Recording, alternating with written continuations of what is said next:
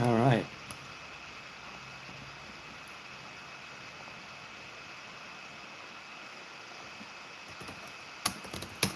Hey there. Okay, am I here? Am I live? Oh, we got some commercials. Okay, hang on a second. All right, come on, come on. Ads, ads, ads. Oh, another ad. This one I might be able to skip. Hang on a second. Ba-ba-dee-ba-boo, and... Okay, it's the Nazarite, bringing you Hebrew lore from days of yore. I have audio, I have video, and here we go. Hi, everyone. Hello, people. So, okay, wait. So, tonight there's a goal. Sneezer is here. Teach us sensei. I'm no sensei, as you know, very well know. Hey, Luke Miller is here. Aduloon is here. Aduloon? Oh, Audi Loon is here. Very, very nice. Very nice indeed. Love the bonnet. Yeah. My woman's bonnet. Okay. Now, I'm going to open up. First of all, there's a goal here, the first ever live stream goal. If the money for charity is raised, I will change the name of the channel to Naughty Nazarite for a week. Yeah. Okay.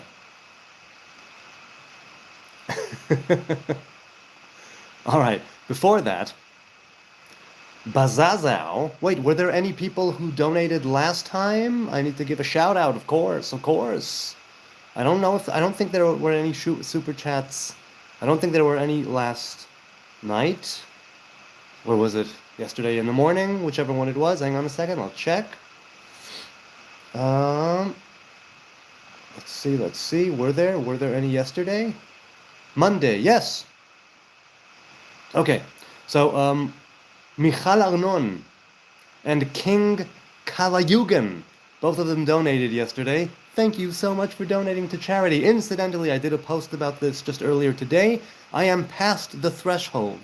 So if you go to the community tab or the post that I recently posted today on YouTube, on the channel, you'll be able to see that I have a screenshot there. It's not the final amount. I don't exactly know when YouTube will have the first payment, but whenever they do, again, until then, feel free to give suggestions and ideas for what charity you would want me to give it to. And once the money is transferred, I'll screenshot that, and I'll screenshot whatever, and we'll have a poll on whatever charity it is you want me to give to. And I'll take obviously the input and the insights from the community into consideration, because it's your money. You are the ones donating to the charity. So I'll definitely want to do a poll about that and see where you want to give to. Also, I'd want to alternate month to month if possible, if there are enough donations, and we'll alternate between charities. So, a few ideas that were tossed around were Gazan children, a local soup kitchen, random people in the street, or a local animal shelter, Leket, Magen David Adom, both of which Robert Harrison offered. So, okay, now let's go quickly. Before I go to the chat here, a comment that came in 27 minutes ago. Bazazao says, I would like to ask your opinion about something that bothered me. As a Jew that wished to follow his religion, I found the vision of the resurrection turned me off. First reason is that it's limiting the idea that the afterlife is not a spiritual thing other than material going back to the same body. I feel that it's nothing positive overall, and even against the idea of evolution. I told him to. He continues and says, I always manage to find a groan between religion and science, and I am open-minded regardless to the paranormal. But this idea is bothering me, he says. The main reason is that because of it, people will not cremate themselves. I think the only point in humility, so in death, is to make room, move aside, and Israel is a tiny country, very populated. I see how the more religious groups make a lot of babies. I just don't see how it will end good. He continues and says, in the Bible itself, people not necessarily bury themselves in the soil. So I wonder, what is your opinion on that one? He adds in parentheses, quite paradoxically, literary-wise, That is definitely awesome part of the Hebrew Bible I cherish. So, I mean, I'll address that. I've addressed it many, many times. That idea of resurrection is not going necessarily back to the very same body. The idea is that we had an Edenic body. That is the body that we will reawaken in, if you will. This isn't Michael Jackson's Thriller. This isn't necessarily graves opening up, although some people might think it's that. I'm not saying they're wrong. I'm not gatekeeping any opinion. But partaking of the fruit of the tree of life, that is the true resurrection. That is the true life. That's humanity phase 2, right? So he might see it, Bazauzau might see it as a sort of contradiction or a, what does he call it? He calls it that it's against the idea of evolution, but no, it's precisely human evolution. It's humanity phase 2. It's the evolved human species where if we back in Eden were not kicked out, we would have entered into the Edenic Sabbath and then partaken of the fruit of the tree of life right then and there. But the time between Friday afternoon and the Sabbath was stretched into history as we know it. And, so there is no contradiction there, I think. All right, let's continue. Little hats, big problems. I love that. Love that. Thanks, Nitholozef. Nitholozef. That's an interesting name. An interesting name. Are you a pastry chef or a black woman? Says Karen. This is my wife's bonnet. She said, oh, you could use my bonnet tonight. I could use your what? It's that thing, women use it. I'm like, all right, so I'm using it. I don't even know what it is. I told her I won't put my dreads inside because it'll stretch it out. I could be a black woman and a pastry chef. Who are you to, Okay, so it's Tuesday night here in Jerusalem. It was stormy all day, but now it's kind of clear. The time is 9:40 p.m. Here I am, the Nazarite, bringing you Hebrew lore from days of yore for the first time with a goal in the super chat.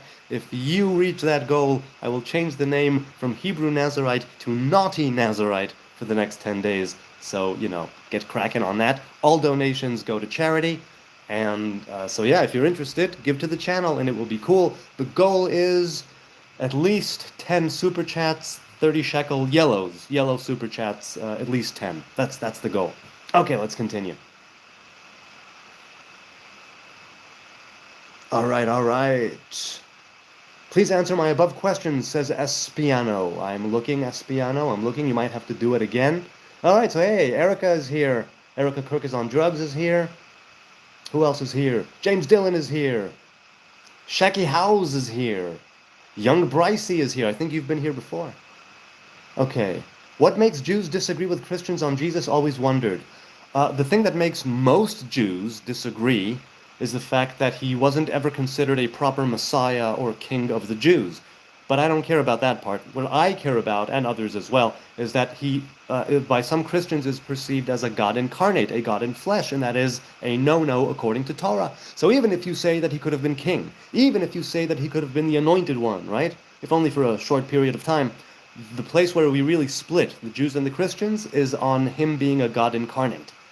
That's it. That's pretty much where the split is. Other things as well. There is also the Talmud, which there's an opinion there that Jesus was the student of Rabbi Hoshua ben Prachia and a sage and a very wise man, but then he went astray and he arose.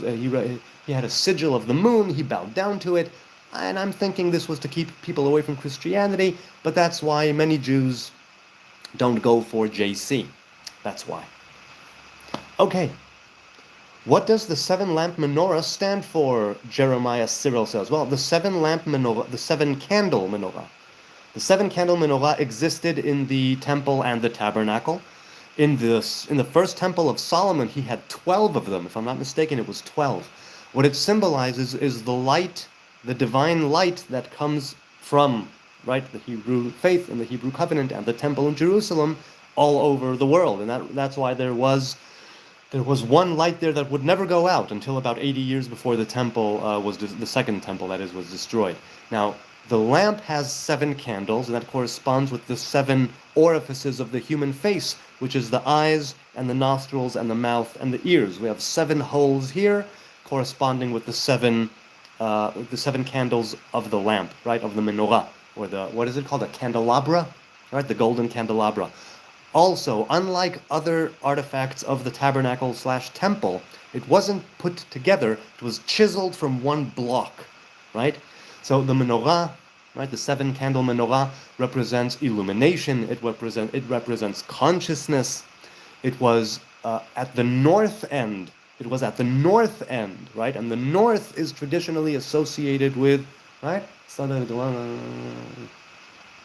on a second. No, it was on the south end. Yes, it was on the south.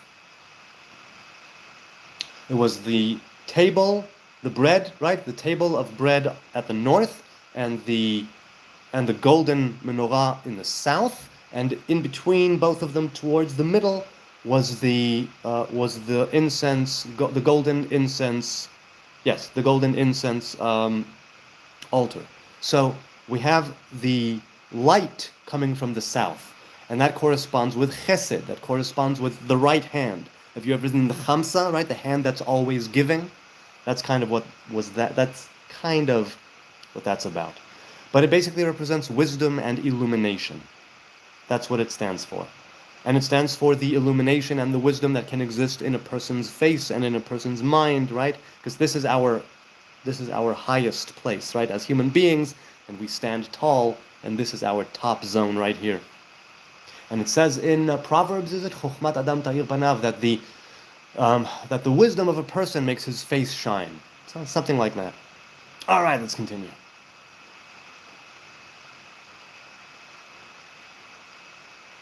Deport all Jews and immigrants, says Cold. From where? Where do you want to deport the Jews and the immigrants from, I wonder? What's up, Nazarite? Sei nicht Meshugane. Yes, well, I totally am a Meshugane. Psycho Meshugane. Timothy Levine. Sandy says, can you defend all the bigotry and violence in the Old Testament? Well, defend it? No, I'm not an apologist. I'm not here to defend anything. I can tell you that more of what I find what to do in the Old Testament, I find what not to do. So if there's bigotry in the Old Testament, it tells me don't be a bigot. If there's violence in the Old Testament, it tells me don't be a violent individual, right? But I suppose that's one way to look at it. The other way to look at it is it was the nature of the time. It was simply the nature of the time. And the Torah speaks in the tongues of men. The Torah speaks, right, written by people for people, divinely inspired, right? Moses wrote it, being the divine revelation and the channel through which it came, Moses wrote it, but it was written by people for people. So to defend, I don't need to defend anything. Also, you have to understand that the physical Torah that we know is the physical manifestation of a spiritual thing, right? And that the Torah has an origin that precedes creation itself, according to some teachings.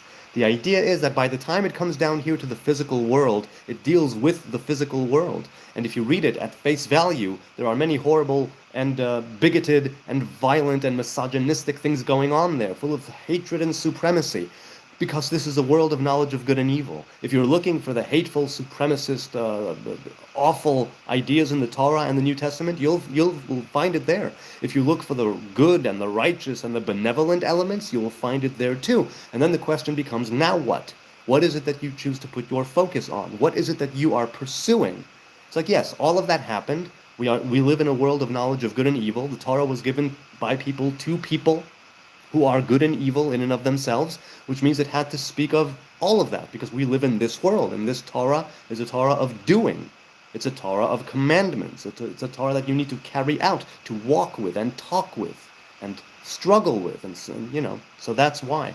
So I don't think it's a defense, but I do think that it's at least a reason. Okay, let's continue. Dude, what the actual fuck, says Chairman. Yes, what the actual fuck, indeed. Indeed. It's like, what? Okay. Jeremiah says, do you think after Samuel told Saul not to become king, that he told him not to become king? No, he said to the people, Adonai is your king. Then he said, okay, if you want to be the king, if you want there to be a king, then this is how... Wait, but what do you mean not to become king? He literally anointed him. But okay, let's continue. The Jews would have been better off to just have God as their king. Yes, exactly, with interpreters like Samuel instead of a king over them. Yes, that's why having a king of Israel is permissible. It's not a must. It never was a must. Hang on, my cup of tea I need to take the tea bag out. I have black tea with some lemon this evening, this fine, fine evening. Baruch ata Adonai Eloheinu melech ha'olam she'akol niyeh midbaro. Oh yeah, that's awesome. Okay, so do I think that it would have been better? Yes, it would have been better. Because to have Adonai, the divine revelation of kingship, is better than having a king of flesh and blood. And we see, right? There was King Saul, King David, King Solomon, and then the kingdom split. And then there was a lot of civil war. And it's like, no, not really. The king represents the divine attribute of malchut. The king represents the divine attribute of kingship. However, to make a king of flesh and blood, and because we want to be like the other nations, let's say, that's not a good way of going about it.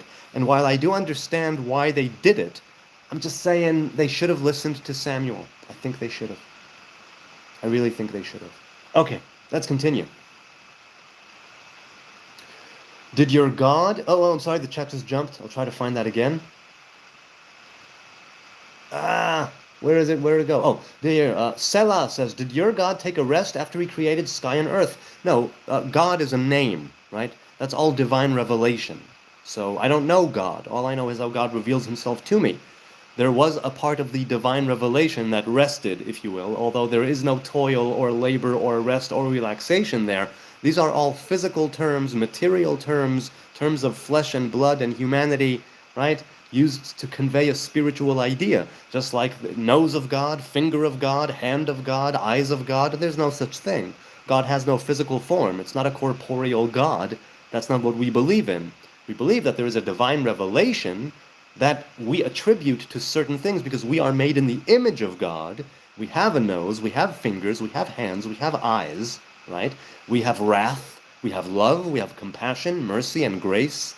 And all of these things do not exist in the Most High God. But we use them, we use these terms, and we sort of anthropomorphize and use these divine attributes and garments and clothing in which God reveals himself, herself, itself to the world, so we can make a connection intellectually and spiritually and learn how to be better people, how to act with each other, how to act within the divine creation and within the divine revelation.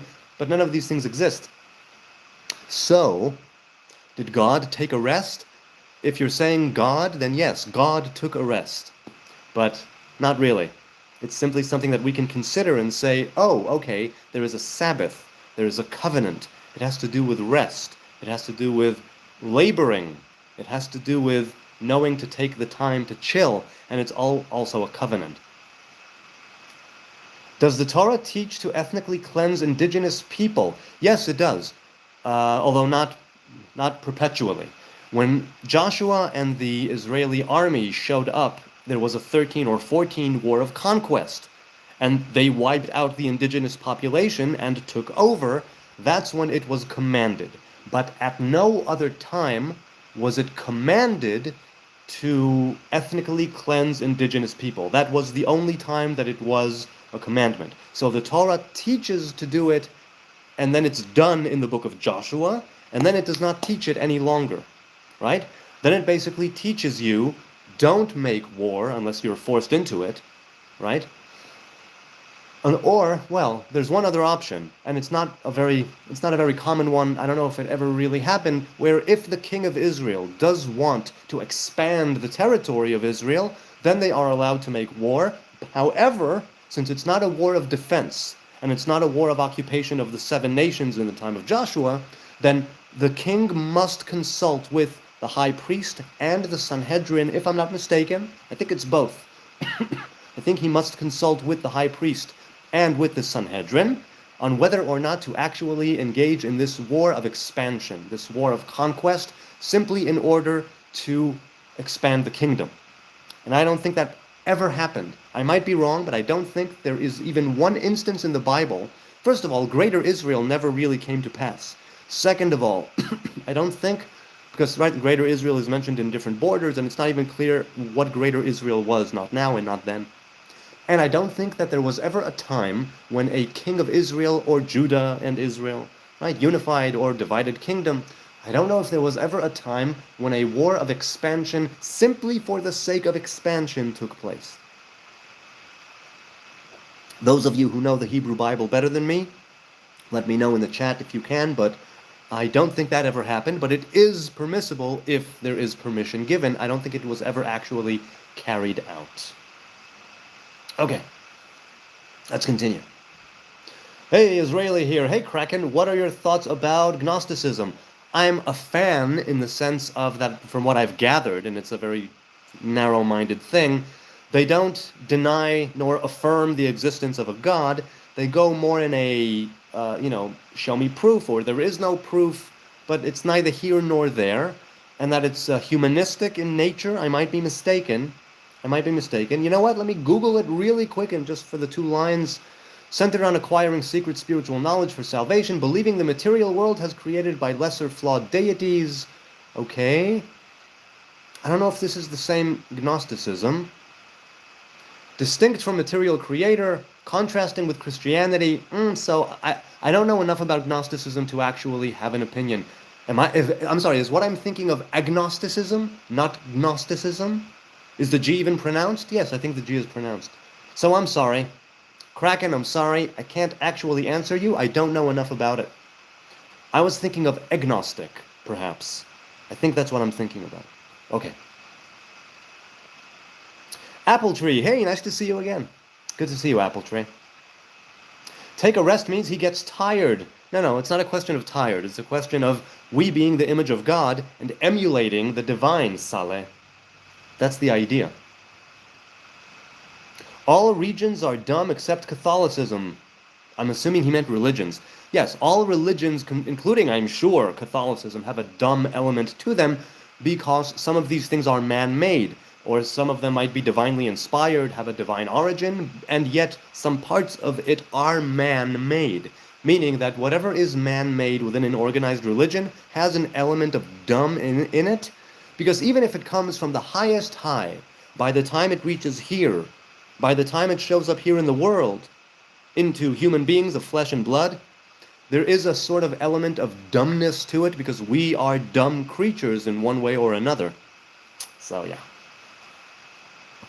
Adrian says, no one goes to heaven without having Jesus. Yes, Christians say this, followers of Jesus say this.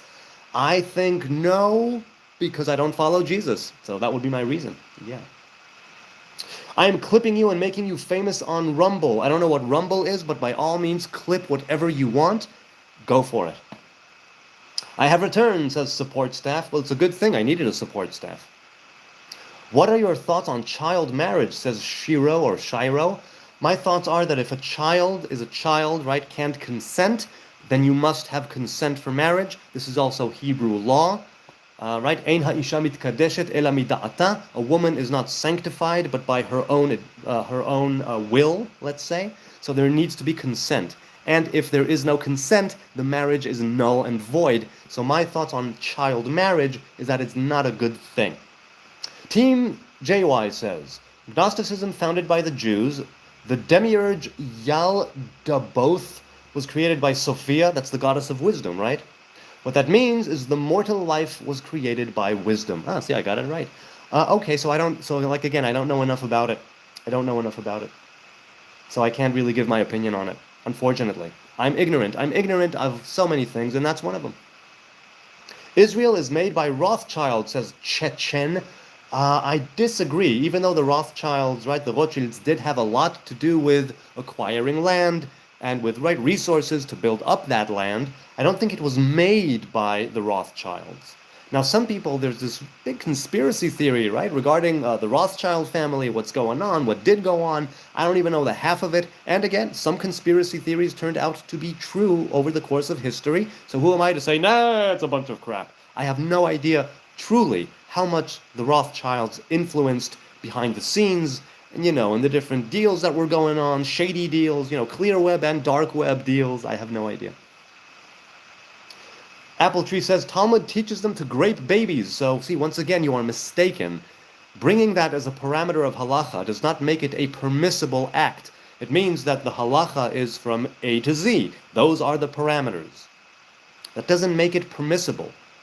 A lot of people, Jew haters, mainly, have these sort of gotcha statements, but they don't look deeper into it. And hey, I understand that. I really, really, truly do, right?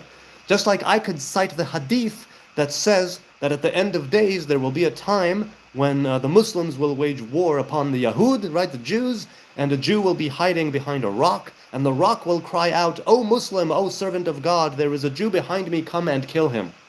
It's like, yeah, that appears in the holy text of Islam. Should I use it as a club? Maybe, depends on the context.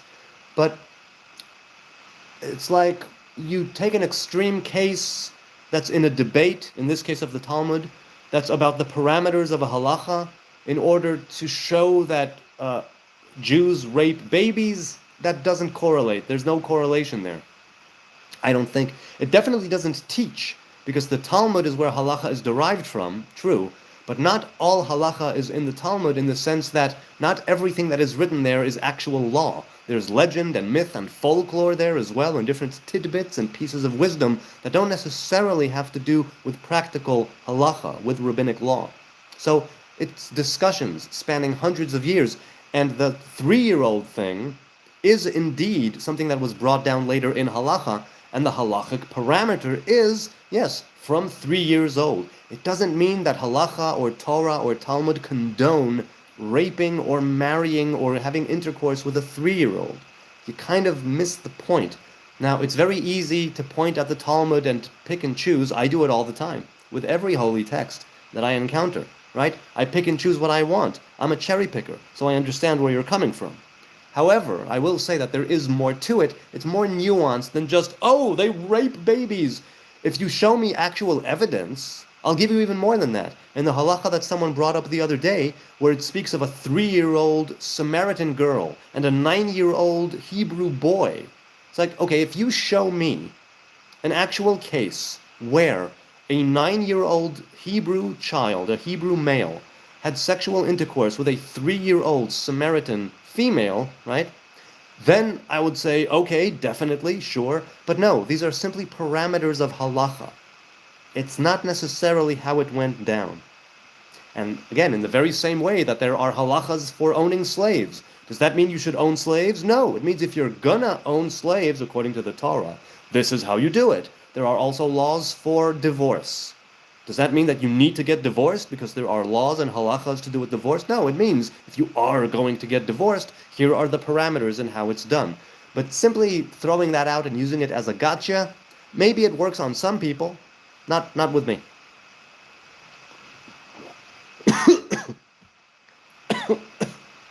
Wrong pipe. Okay. Continuing in the chat. Oh man. Hang on, one more. There it is. Okay. Don Crack says, why do you think so many people and cultures hate Jews? This comes up every live stream, every single time.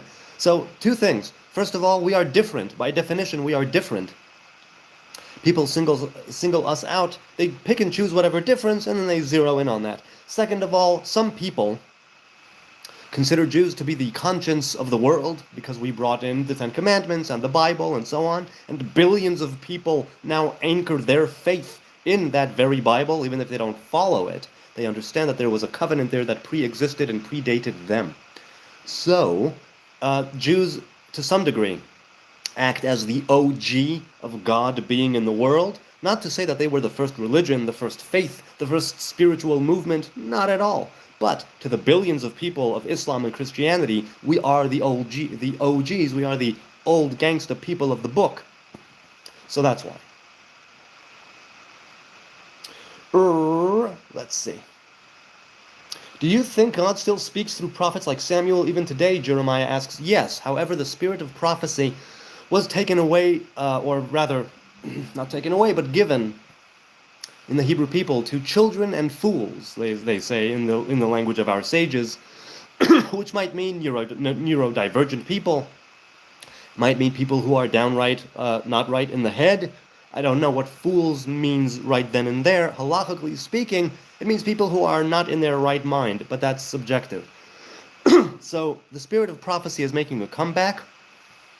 However, it's a known thing that towards the end of the Second Temple, the spirit of prophecy was taken away from prophets and given to children and fools. That's what they say.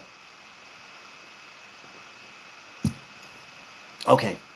Apple Tree says, your law tells you can kill and nothing will happen. Depends. You can't murder. Murder is wrong. It says thou shalt not murder. It doesn't say thou shalt not kill. Killing is permissible under certain circumstances. You might not agree with the circumstances, but killing in self-defense, killing in war, these are things that are permissible. Okay, let's continue.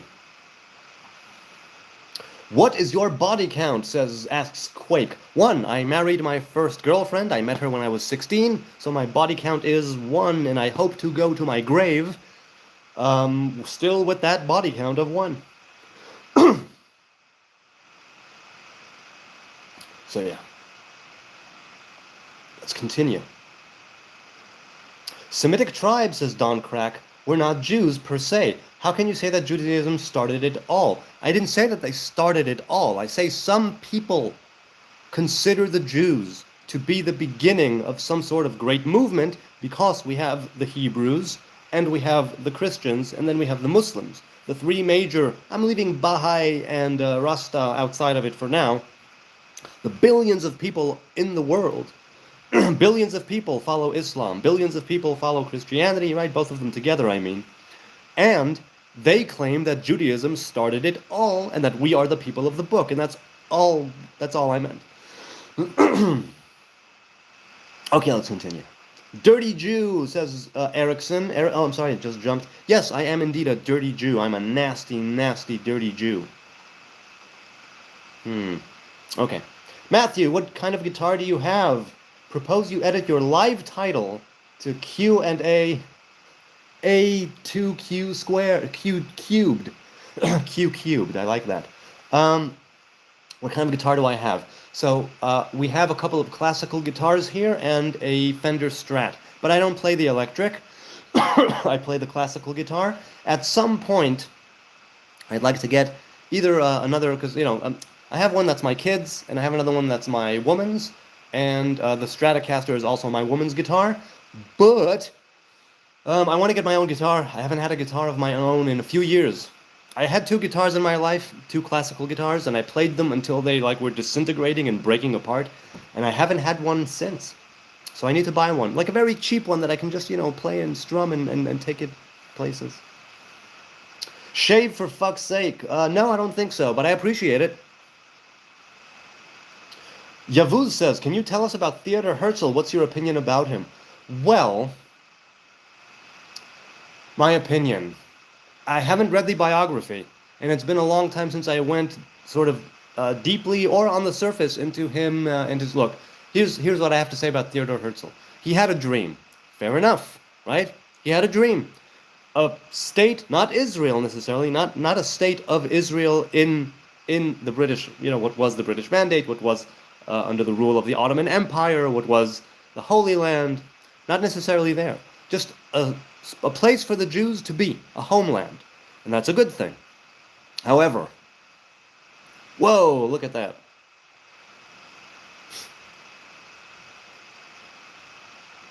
So wait, did we just... Oh, okay. What's your opinion of him? I think that he had... Look, was he the chairman? Anyway, he got together the first Congress of Zion, right, in Basel. Some of his ideas were very good.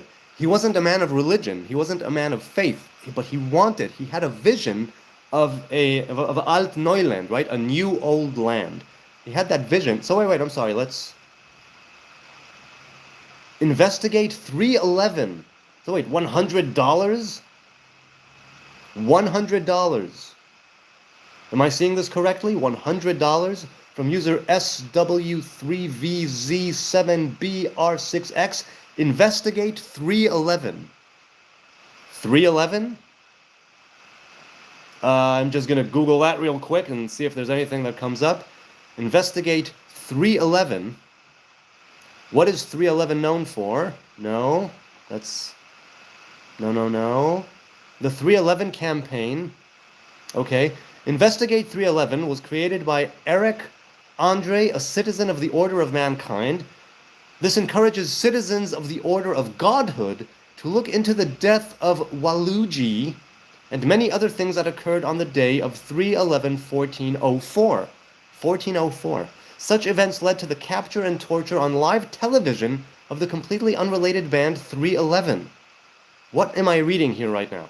Despite encouraging the beating of Eric Andre in 2013, the Iron Sheik supported the movement, suggesting that the two seem to have made up in private prior to the beginning of this awareness campaign. I have no idea what I just read.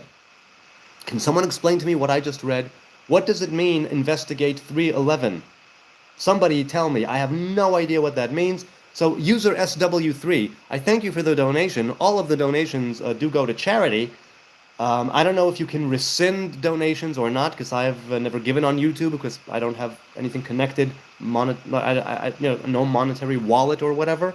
But thank you for your generous donation of $100 to charity. But what does investigate 311 mean? Do you mean literally in 1404? I don't know what that means. Okay. Damn, you're boring, LOL, bye, says Flem TV. Thank you. It's nice to be boring. It really, really is. Okay. Are you a Zionist or an Orthodox Jew, says Armor King. I'm a Zionist, and, I don't consider myself formally Orthodox, but I was strictly Orthodox until my mid-20s, and it's my home, so yes, I am. I am a biblical Zionist, I'm a modern-day Zionist, and I'm a modern Orthodox Zionist Heb. That's what I am. Okay, let's continue. Jesus isn't the way... Oh, I'm sorry, the chat just jumped once again. A lot of turkey flags here from Seno Randolini. Hey, Andolini, how you doing? No, okay. Jesus isn't the way, he failed all messianic prophecy, says Tenebris. Hey, Tenebris, good to see you again. Very good to see you again. So, we have a goal, right? We have a goal. If I do get 9 more yellows and up, I will change the name of the channel for 10 days from Hebrew Nazarite to Naughty Nazarite. I think that's a little cheeky, so let's go with that. We have about an hour to do so. So if you want, give it to charity and make me change the name of the channel. Okay. Shalom Argentina. Hello from Argentina, says Luis Abraham. Hey, Luis. How you doing? How are you doing? Jesus loves you, non-believers, says Hoopy Twes. Thank you. That's very nice. It is indeed very nice to be loved. I hate you, says Haji Beauty. I love that most of all. Thank you. Thank you for hating me. It's nice to be loved. It's nice to be hated. It really, really is. Hebrew Nazarite, would you kill Jesus? No, I don't think I would, and neither did the Sanhedrin. So, if Jesus came at me to kill me, and I could kill him, I suppose I would in self-defense. But that's the only thing I can think of. That's the only conceivable, time where I would kill Jesus, much like I wouldn't kill anybody else. How you doing, Sneezer? Good to see you. Good to see you. Okay. Dylan says, hello, my brother. Are you Rastafarian or something? No, I am not, although the Rastas do base some of their practices and teachings on the laws of the Hebrew Nazarite, and they also take the vow of a Nazarite, and that's why they have their dreads. And greetings from the Netherlands. Hello. I was in the Netherlands for 3 years. Hoi hoi.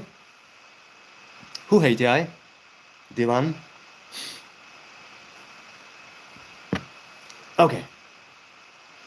Hail Zion. Oh, I'm sorry, just jumped again. It says, Erebus beyond Blackwall. Hail.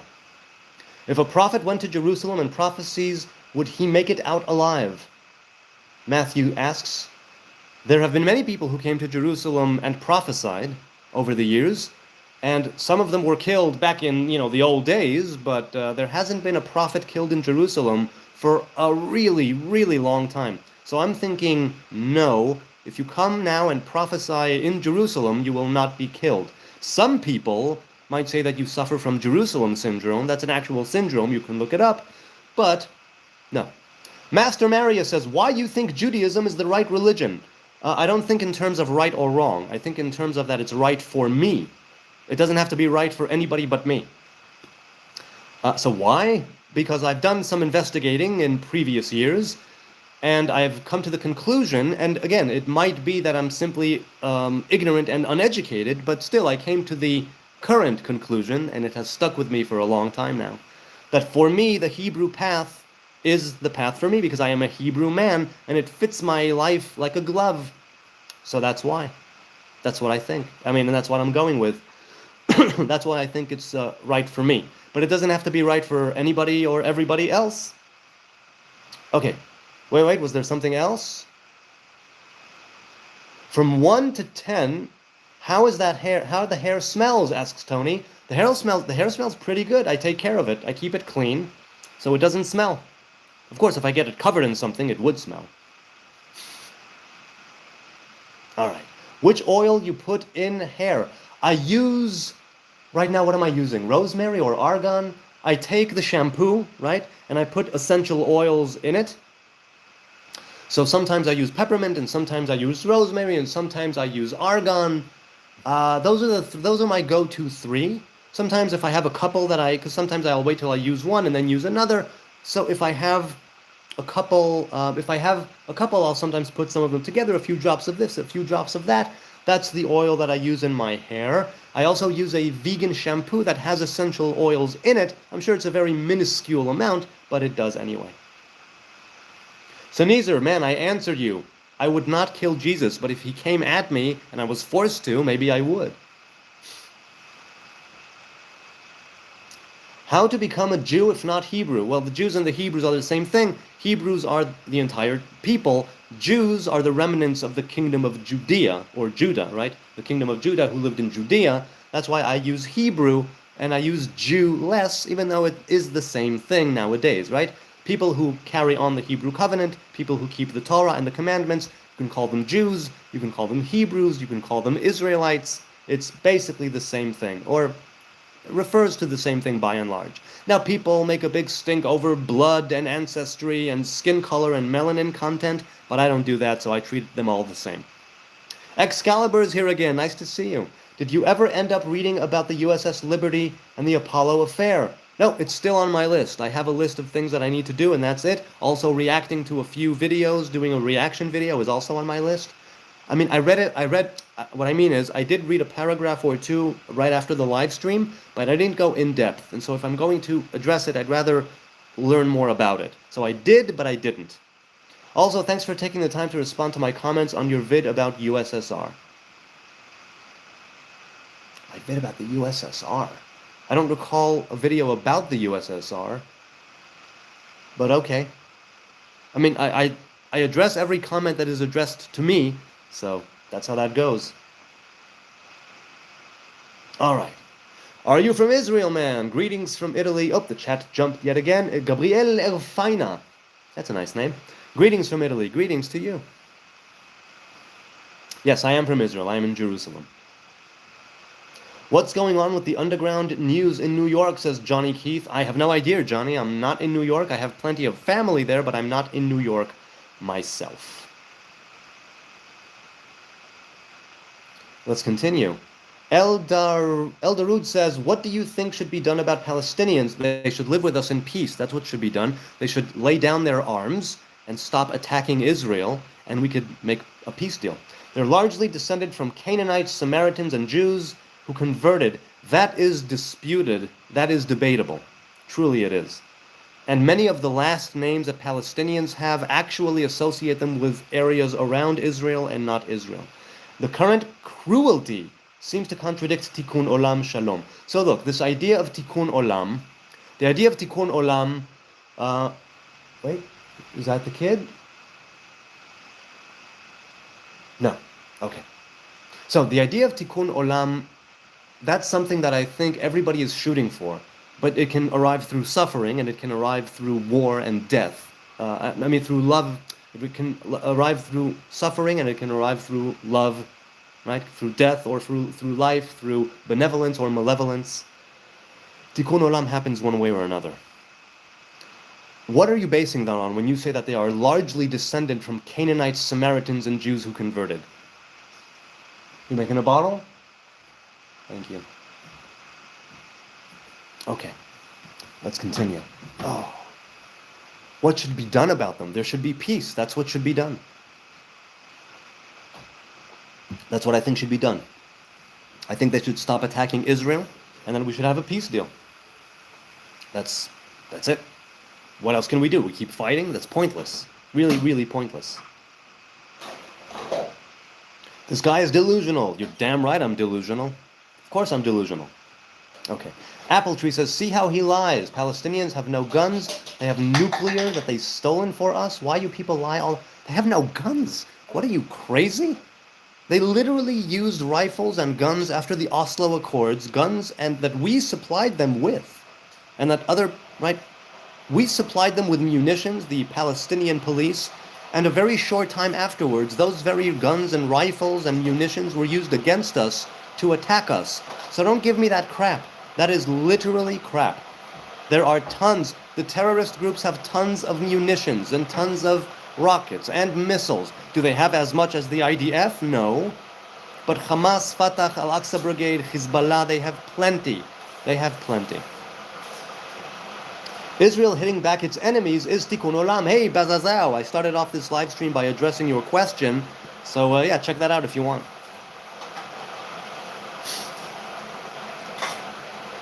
Silvan says, why does the Israeli government want to make the grape of Palestinian hostages that are being kept in Israeli prisons as law? Well, I have no idea what the government is doing or not doing. I'm not part of the government. I don't have anything to do with the government. I haven't voted in about 20 years, and the only reason I will vote in the upcoming elections, whenever it is to get rid of the current government. So I have nothing to say about the government. I don't truly support it. So I don't know. I really, really don't. I don't know what to tell you. Allow me to fetch a source. Yes, please do. Please, please do. I'd love to know. I'm not saying you're wrong. I'm saying please give me a source. Who is going to win the election, says Yununusidelifendisi. I don't know who will win the elections. Hopefully somebody who will be able to make some radical changes here. We need to de-radicalize the Arab Muslim side. We need to de-radicalize the religious Hebrew side. We need to de-radicalize both of them. That's how we make peace. Truly. Yavuz says, okay, but there's a difference between Jews and Zionists. No, there is no difference. You can say there's a difference. You can say that some Jews can be non-Zionist, and that some Zionists can be non-Jews. But there's no actual inherent contradiction between them. As we know, I want to ask you, a Zionist, why? Because many Jews are against Zionism. Yes, some Jews, the religious ones more than others. You okay? Okay. Some Jews claim that the current state of Israel is illegitimate because of its roots, its current roots, right? There's Torah Zionism and modern day Zionism, okay? And the thing is that people say that the modern day Zionism that has its roots in the second half of the 19th century, that is a secular socialist leadership that started it, they are correct. Now, there's also the modern day religious Zionism that sort of came along with it, but it does have its roots in people like Theodor Herzl, who was not religious at all. I think all of his children converted to Christianity, if I'm not mistaken. The point is, a lot of Jews are against Zionism. I'm against what people do in the name of Zionism. I'm against and I condemn the people who do horrible things in the name of Zionism, and I condemn their actions as well. But the idea of Zionism has its roots in the Torah, so I have no problem with that. Now, there's no difference between Jews and Zionists, and there is. Because you can say, no, I am a Jewish man who keeps the Torah and who keeps the commandments, and I know that the Torah says in the book of Deuteronomy, it speaks of Zionism in the sense of, if you go against the covenant, you'll be kicked out, and you'll make your way back, right? You repent and you make your way back, or you make your way back and then you repent. So that's where Zionism comes into the fold in the Old Testament. And the modern day Zionism is debatable. Okay, let's continue. What are you wearing on your ass? A pair of pants. That's what I'm wearing on my ass. How long have you been in a wheelchair? Thankfully, just now when I sat down, so 22 minutes ago, but I was working from this place earlier, right? It's a chair that has wheels, so it's not, it's more of an office chair, but I guess you can call it a wheelchair because it doesn't have 4 legs, and it's mobile. So what was that? Shafkase case 1, 2, 3. So I guess I've been in this wheelchair a while. Yeah. Was Pinocchio a Jew? Good question. I have no idea. Was Pinocchio a Jew? Are you asking because of the nose? That's a good one. Hopefully one more layer in between those pants and your ass. No. Am I? No, I'm not. When I change to pajamas, unless I really have to, I don't put on underwear. I just put on training pants or pajama pants or something, and I'm good to go. One layer, just the pants. What do you speak with your family? I speak Hebrew and English. Mostly English. Ty Croc.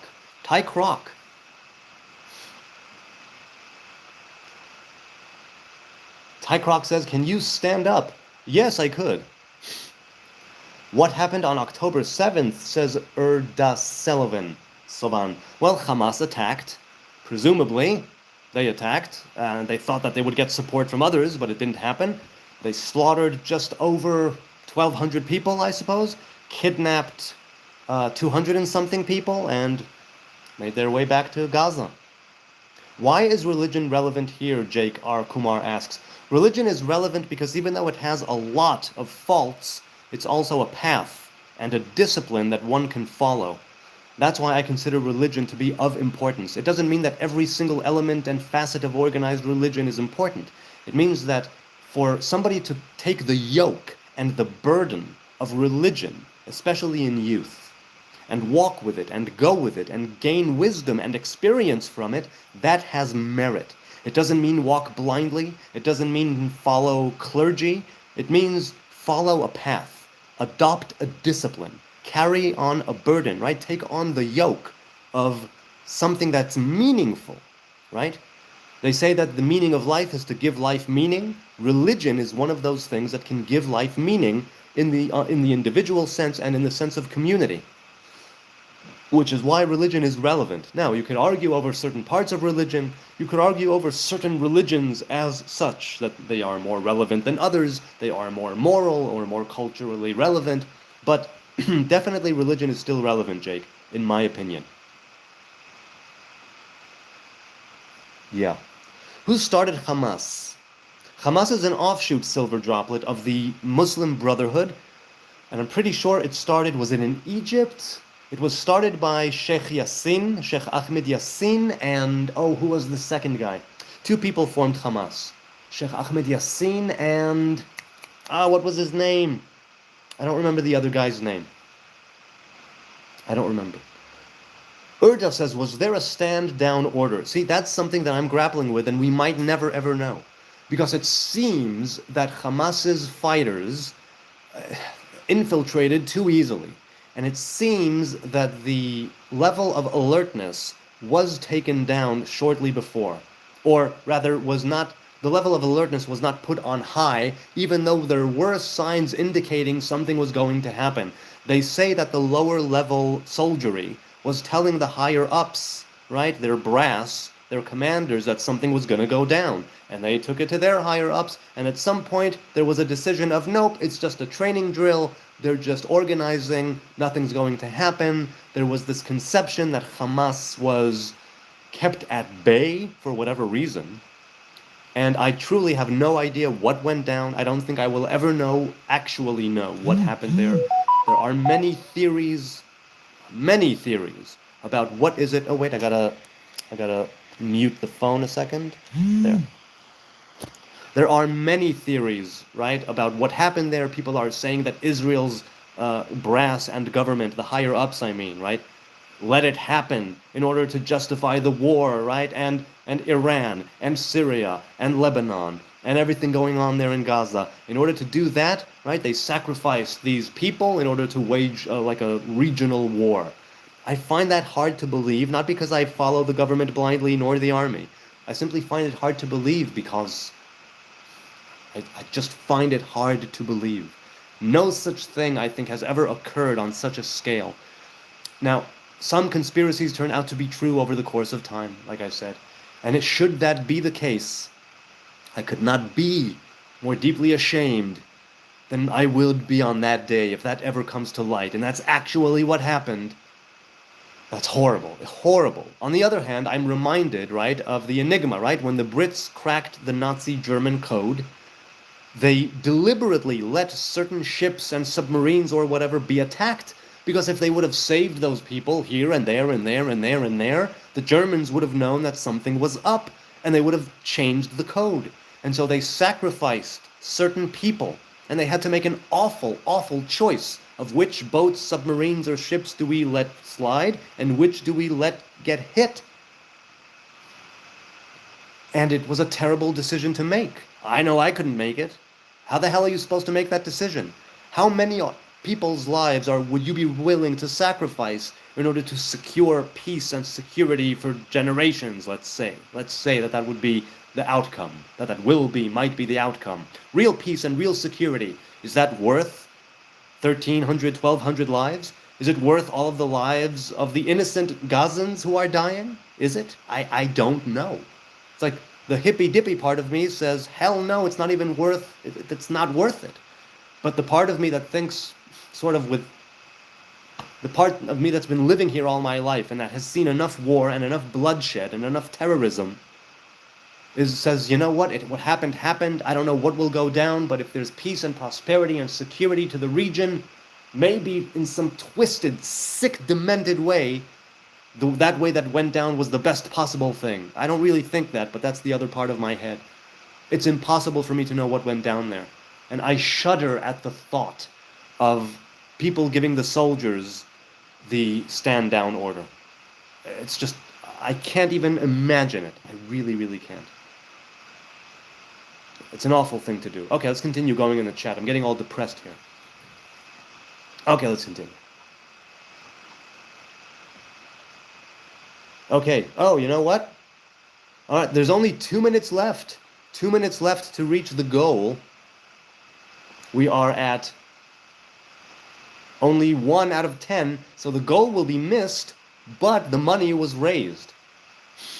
I mean, the goal was 10 super chats of 30, right? 30 shekel, and I think that would actually come out to something like $300, which is what was given. 300 shekel, which was $100, and that's what was given. Okay. Let's see. Sylvan says, what about the Hannibal Directive? Look, the Hannibal Directive happens when there is well, first of all, when I was back when I was in the army, the Hannibal Directive was different. I don't know what the Hannibal Directive is now, since I haven't been in uniform, right? I was discharged from the reserves 5 years ago? Yeah, 5 years ago. I was discharged from the reserves, my time was up, my platoon was dismantled, and so they let me go 2 years early. I was supposed to serve until I was 40, but I was let go when I was 38, because my platoon disbanded. The young ones were sent to other platoons, and the older ones who were nearing retirement, right, and discharge age, like me, I was 38, they let me go. So 5 years ago, the directive was different, or maybe 10 years ago, either way, there was only one time only when I was in the army, when the Hannibal Directive was under consideration of being put into practice, just once, and that was when I was, I think, like 20, maybe I was 30, I don't know, a long time ago. So the Hannibal Directive has since changed, and I haven't gone into it because there was no need for me to learn it and study it. I let the army do its thing. But let's continue. What about the Hannibal Directive? Oh, I see, that's just the same thing. So I don't know what about the Hannibal Directive. I haven't been in uniform in 5 years, and I haven't been, the Hannibal Directive hasn't been part of my maybe in 10 or over 10 years. So I don't know. You are not a naughty Nazarite, apparently, says Matthew. No, apparently not. Apparently not. Okay, let's continue.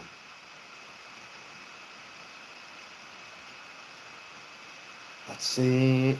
Talk about Bank of America and Bank of England pre-World War II. Poland wasn't so important after World War II. Madness Sprinkle, I know nothing.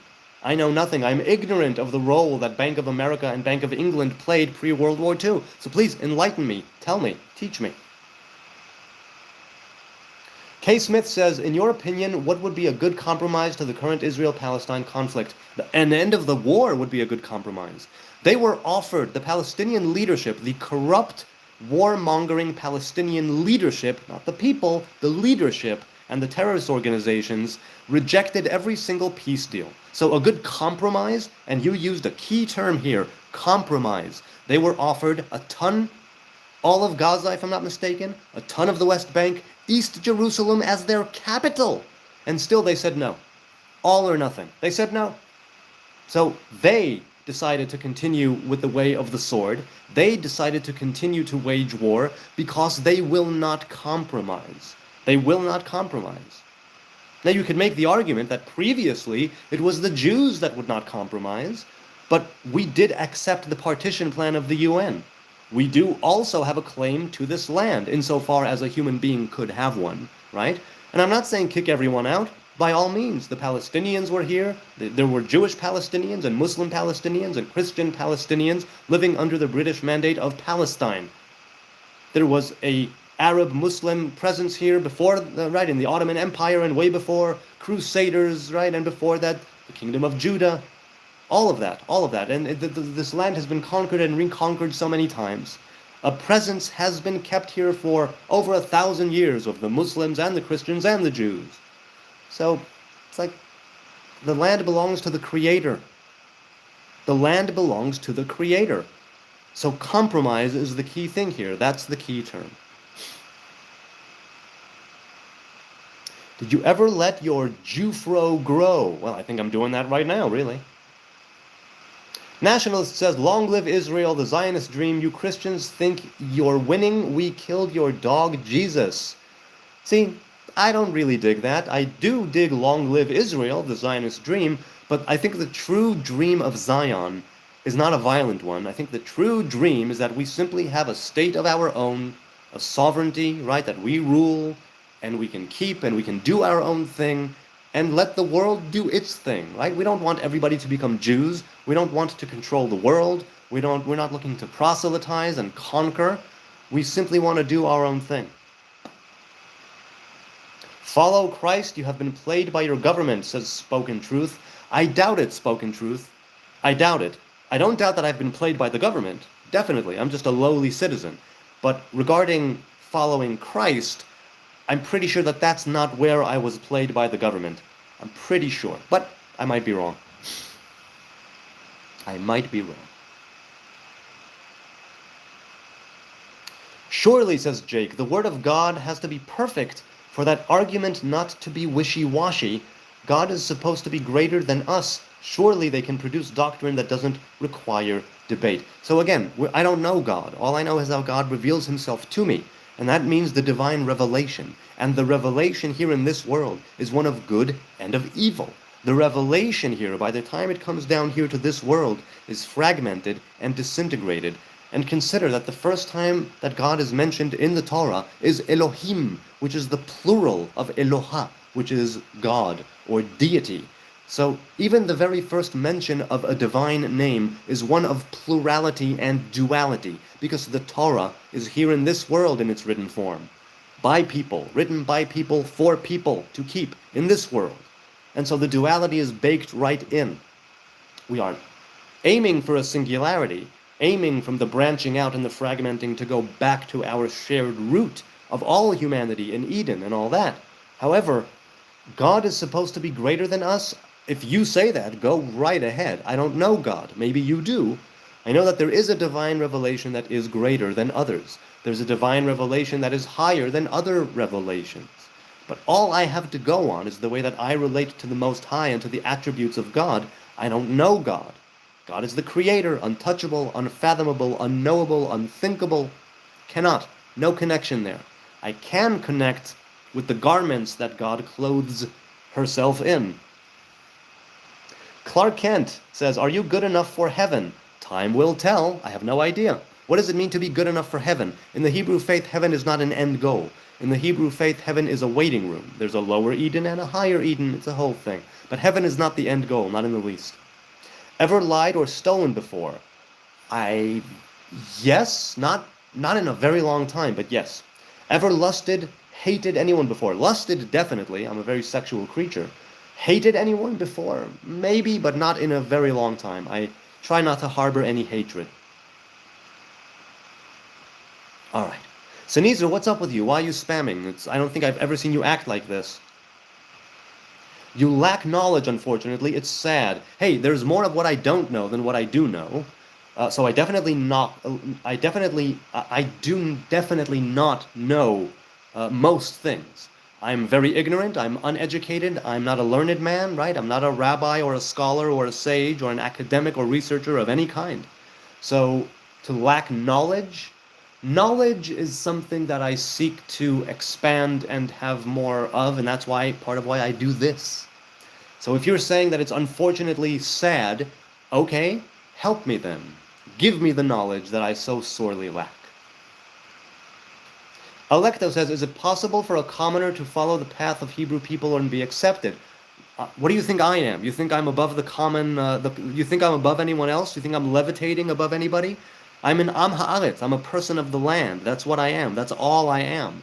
I don't hold any truth. I'm not wiser than anybody. I don't know more than anybody, just like Spoken Truth said. He speaks the truth. I don't claim to speak the truth. I don't claim to hold this great secret or wisdom or knowledge or truth. So, of course it's possible. If you convert, if you're a Hebrew man, then just go with the Torah. And if you want to be a Hebrew, convert to the Hebrew faith. And the common man who is a good person, who keeps the commandments, is just as wonderful as a righteous person, right? Just do your thing. Do your thing. As for being accepted, some people will not accept you, unfortunately. But we are told to be kind and to love the convert, and I honor any convert that I meet because it takes a lot of balls to become part of this covenant and to make oneself part of these tribes. It definitely takes a lot of balls. Madness says, Bank of England and Bank of America were the largest banks in the world, expanding towards current global banking system beginning of WW2. Socialism was the threat and England's excuse. England's excuse for what? Urda says, do you think a Palestinian child's life is worth less than a child in Israel? No, I don't. I think a child that's actually, obviously, right, an innocent child, is not worth any less than any child anywhere. No. I think that there are children in both Gaza and Israel that are brainwashed. That's what I think.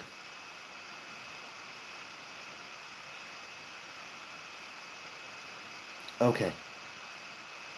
Hoopty says, Jesus was Messiah and Jesus was God.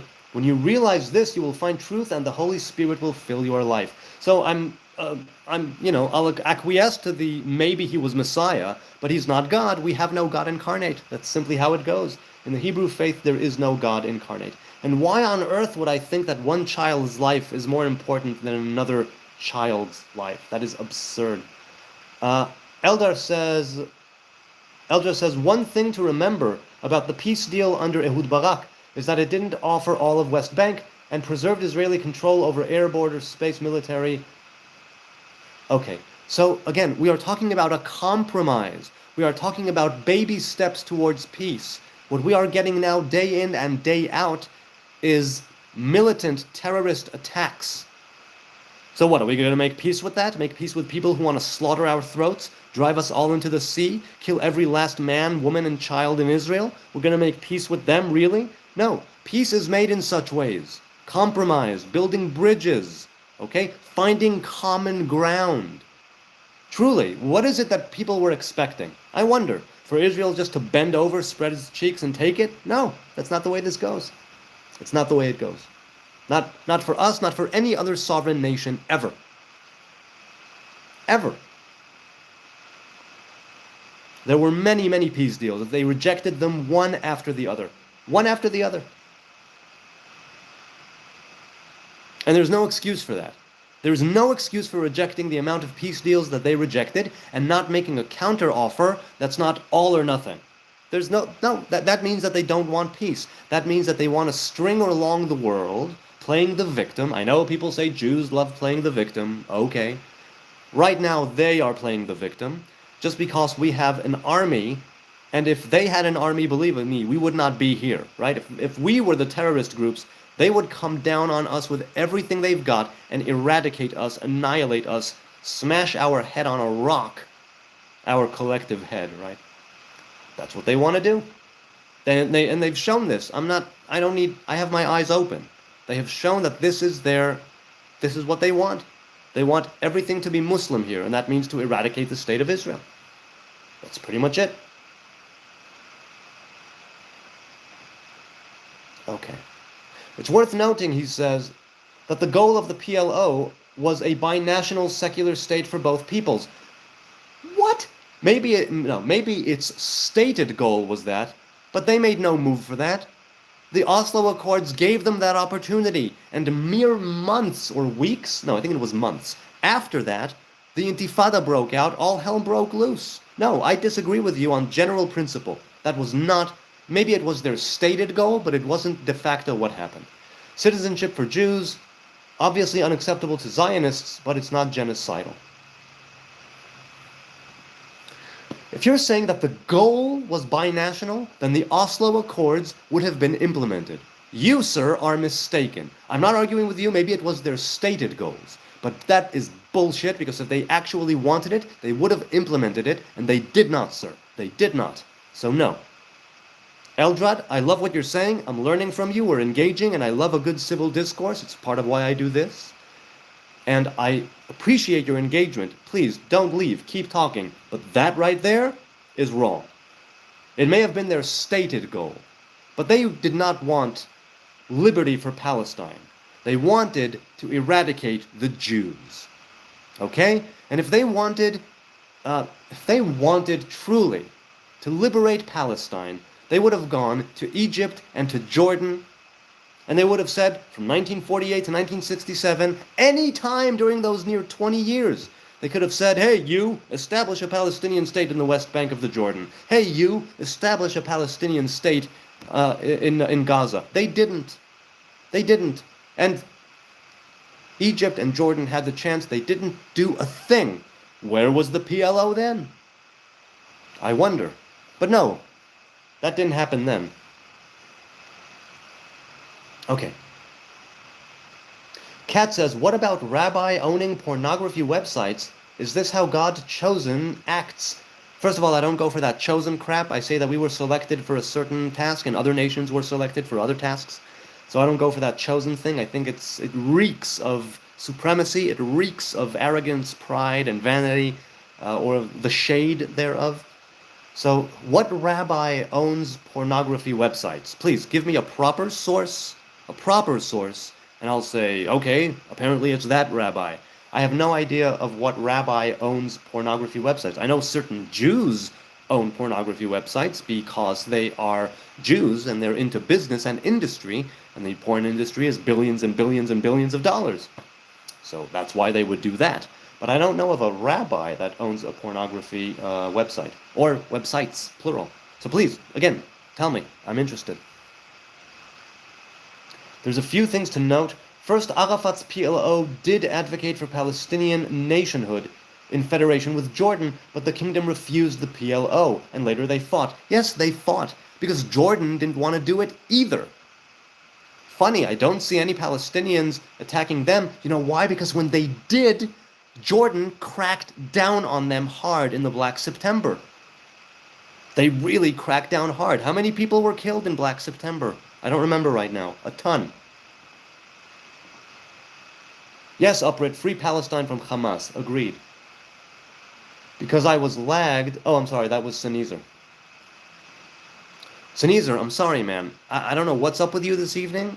It's usually fun to converse with you, but I don't know what's up. Why did you occupy Gaza, says Arash. We did not. We gave Gaza back 21 years ago, and what we got was bloodshed, rockets, missiles, terror tunnels, kidnappings, stabbings. So we did. Nicole says you are brainwashed. Okay, feel free to say that I'm brainwashed. Shmuley sells dildos. Okay, Rabbi Shmuley Boteach has a book called Kosher Sex. Maybe he has a website for kosher sex toys, and I know that at the time, someone who was a rabbi or adjacent to a rabbi years ago had a kosher sex toy website, because guess what? Even Orthodox Jews get horny, and even Orthodox couples have sex, and do they want to like it? And toys and dildos, they make sex a lot more fun. And that's why, presumably, because I haven't been to the website. It was a website that just had the toys and didn't have pictures of people using them. It didn't have illustrations or drawings or images or photographs of people in, lewd clothing and in suggestive poses. None of that. It simply had a photo of the toy. So I think that's what it was. And so Ireland forever, indeed. So what if there's a rabbi that sells dildos? There's nothing wrong with a dildo, especially within the union of a sacred marriage. There's absolutely nothing wrong with adult toys. Literally nothing wrong. If there's consent, there's permission, pretty much. Okay, let's continue.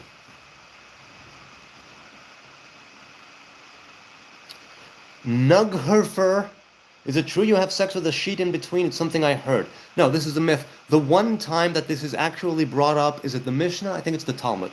The one time that it's actually brought up in the Talmud is in one lone case. One case where there was somebody, right, whose sister-in-law, right, his brother died, and he, in order to do the mitzvah of Yibum, his brother died, his brother was married without a child, and so he, the brother that lived, he had to procreate with his late brother's woman. And in order to honor, right, his late brother who was deceased, and in order to not sort of shame him, he put a sheet in between them. But actually, if you read the Torah, it says, "Therefore, a man shall leave his mother and father, and cleave to his woman, and they shall be one flesh. That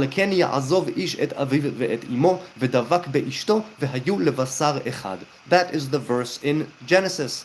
And that verse that says being one flesh means that the best possible sex you can have as an Orthodox married couple, right, is both of you without any clothing, one flesh. One flesh. So, no, it is not true that you have sex with a sheet in between.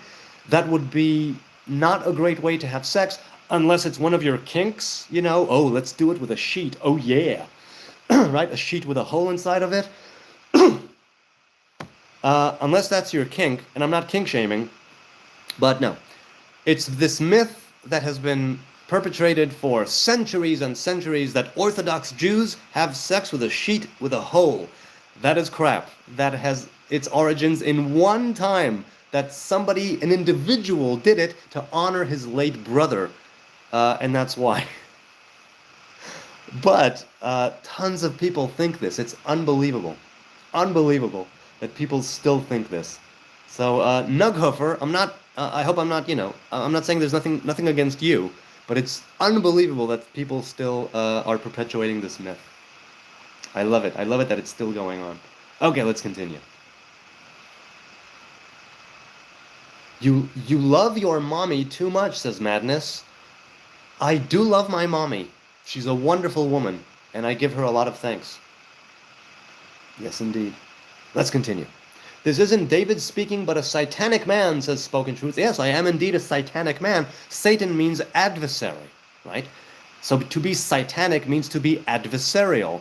And I am definitely, not actively, right? Really not actively, an adversary and a thorn in the eyes and the tuchuses of many a people. That's true.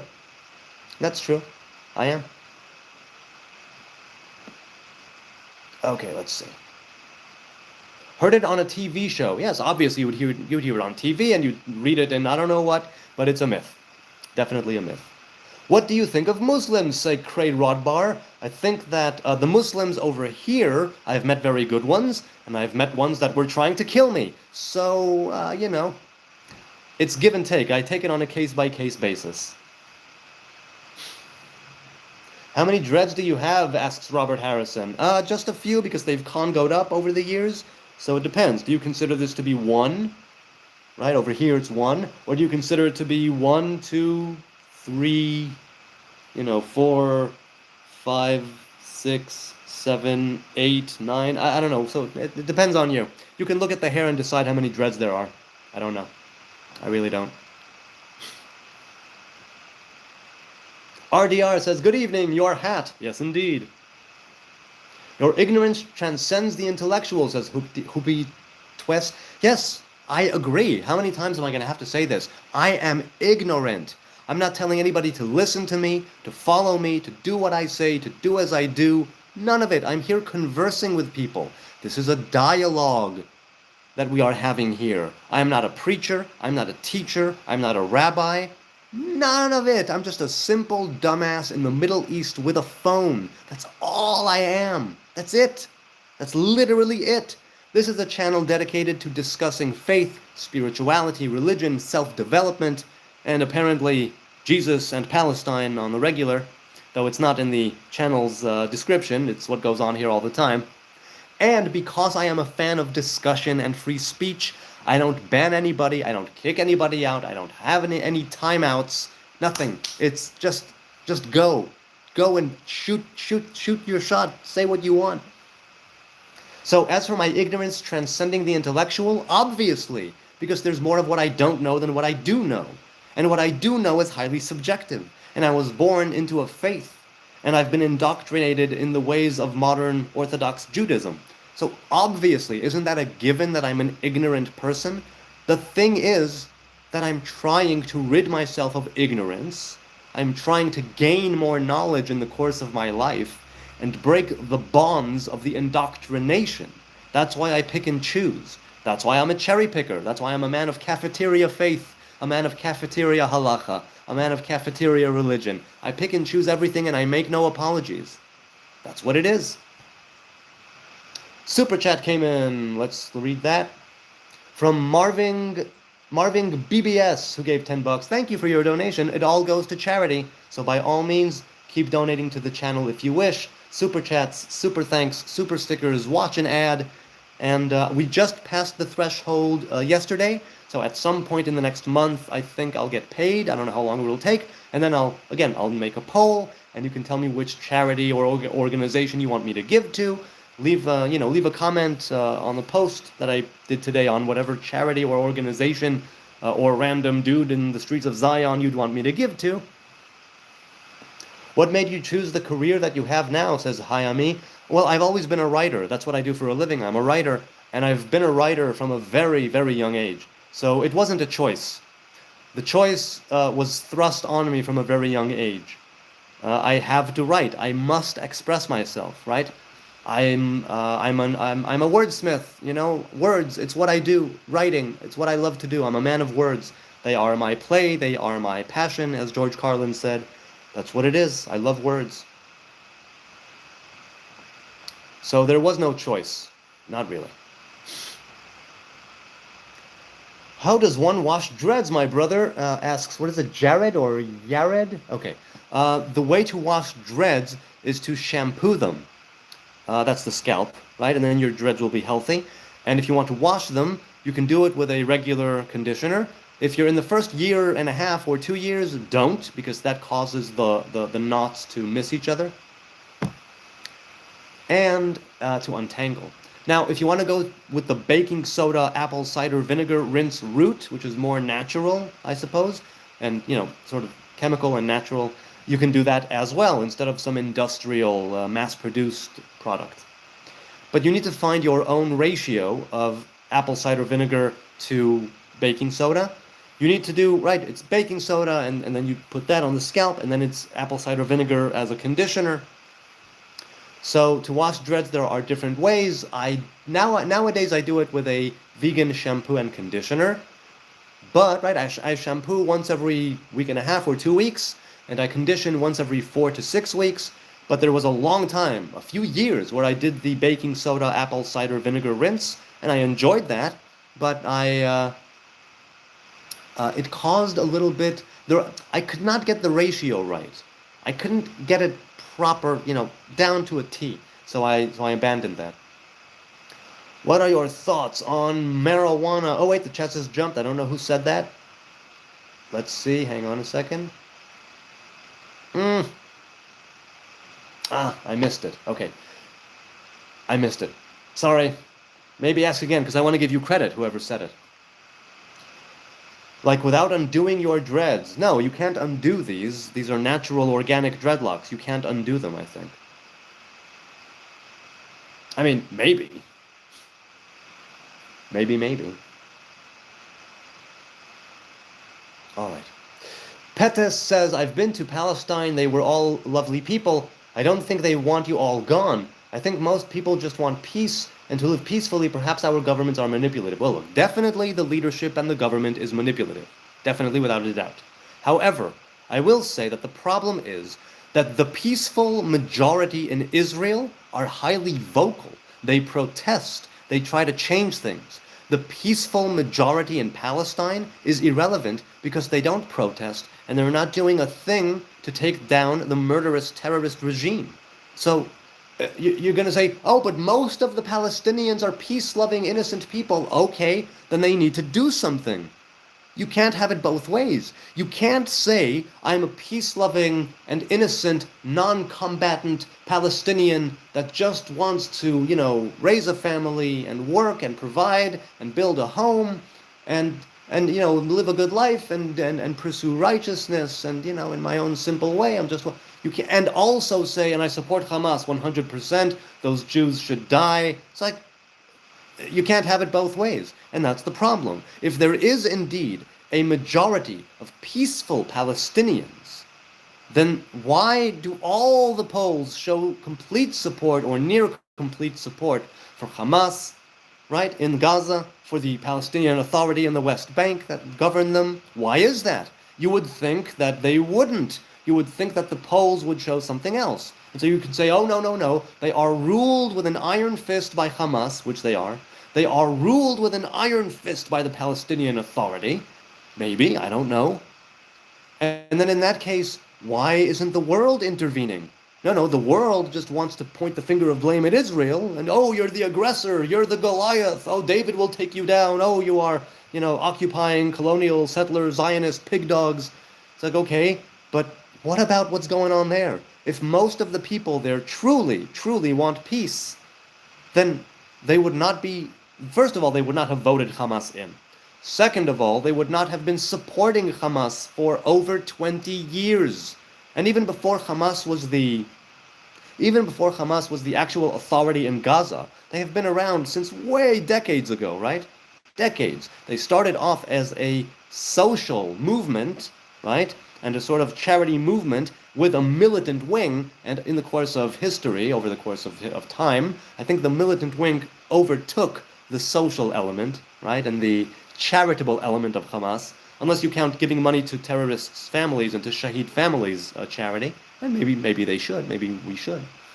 The point I'm making here is that the peaceful majority becomes irrelevant if they don't do anything. That is tantamount to supporting the regime. That is tantamount to supporting Hamas. That is tantamount to supporting, from religious, extremist, ideological, whatever the reason is, you are supporting the slaughter of innocent people and the taking over of Israel and the annihilation of the Hebrew people. Specifically in Israel, but also of all the Jews. So, yeah. The peaceful majority needs to rise up and do something, because there will not be peace. Not like this, unfortunately. Unfortunately. And I really want there to be peace. I do. That's the hippy-dippy part of me, right? Bro, when people starve and become poor, they become hateful. Come on, you are not dumb. They are forced to be hateful. Yes, Hamas, and way before that, Palestinians received billions of dollars in aid. Billions! And they spent it on munitions, they spent it on armaments, they spent it on weapons and on terror tunnels, missiles and rockets. They spent it on ways to wage war against the occupying Zionist forces. They didn't build infrastructure, they didn't build bomb shelters, they didn't give their population anything. They took everything, Hamas, and they inflated the black market prices. They took all the goods. They took all the money. They gave it to their leaders who are growing fat and rich and bored in Qatar. So, don't give me that. The Palestinians had every chance, every opportunity to turn Gaza into a thriving coastal city, state. Not city, state. They rejected it. Again and again and again and again and again. But I agree with you on principle. Yes, when people are starving and poor and stuck in survival mode, yes, obviously they will be hateful. Obviously. If the government tells them, it's those Jews that did it, screw them, let's go fight them, they will go for it out of sheer desperation. If their government tells them it is the will of Allah to exterminate the Yahud, they will go with it. They drove you, into these places, into squalor and poverty, and they took everything that belongs to us and they stole our land, and it's all the Yahud. Of course they will go with it. Of course they will believe them. I take issue with the world in that case. If you're not going to blame the civilian population, which had every chance, then blame the world. Israel gave them every opportunity. Israel gave them humanitarian aid in the midst of a war they were fighting against the regime that is controlling them. What more do you expect from a sovereign nation who is being attacked by a warmongering, death-glorifying cult of religious extremists? What do you expect? What would you honestly, truly expect from any country, any nation? What would you expect us to do? So what you're saying, I do not agree. I do not agree that this is the case. That's what I'm saying.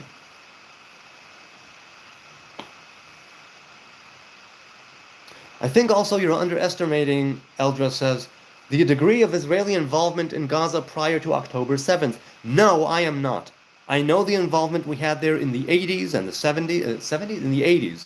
I know the involvement we had there in the 90s. I know that we disengaged unilaterally in 2005, I believe. Gaza had every chance to do something then. Everything.